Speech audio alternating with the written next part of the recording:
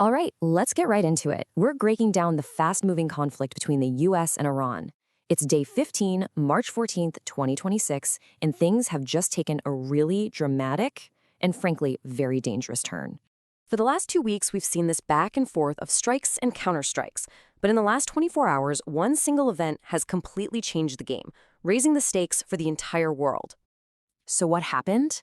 Well, the US launched a massive air assault on Iran's main oil export hub, Kharg Island. This is by far the biggest military move of the war so far.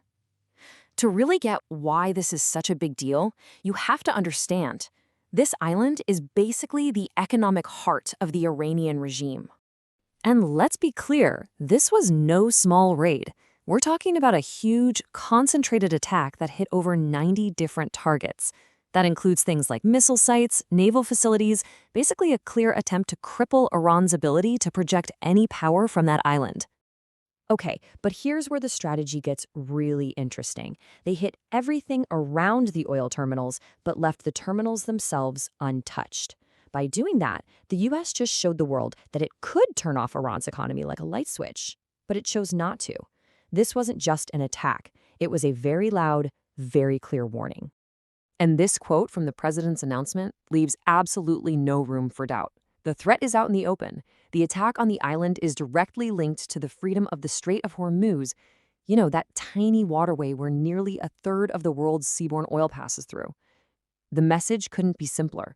Open the strait or your economy is gone. Iran wasn't just going to sit back and take this.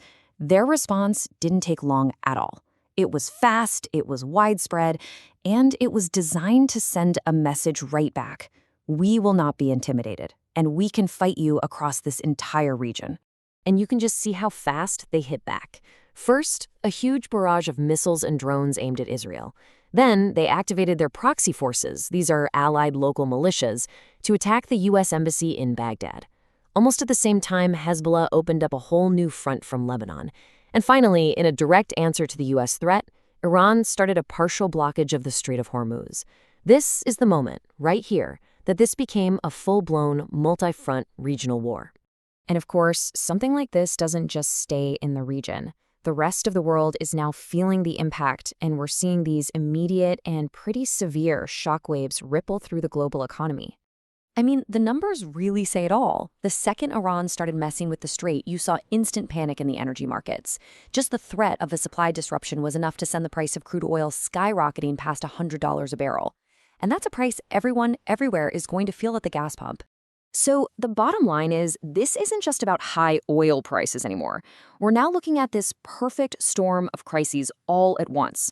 A shaky energy supply, proxy fights blowing up, and this very real, very scary risk that the whole thing could spill over and drag other major world powers into the fight. And beyond all the strategy and the economic numbers, we have to remember that this conflict has a real, devastating cost, both in dollars and, more importantly, in human lives.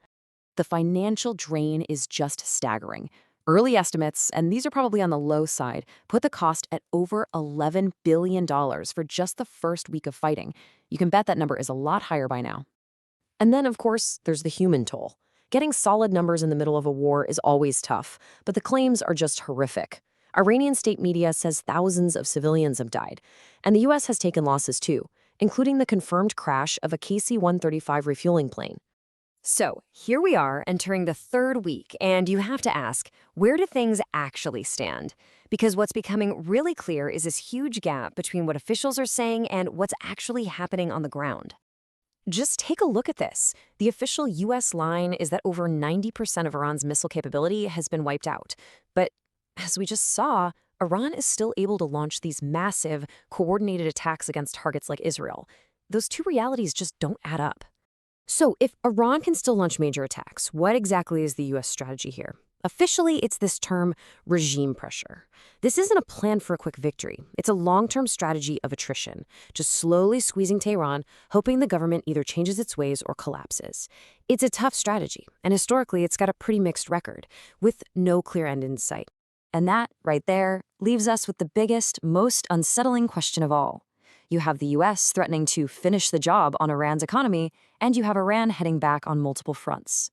It really seems like escalation is the only strategy left on the table for either side. So now the world just has to watch and wait to see what day 16 of this incredibly dangerous conflict is going to bring.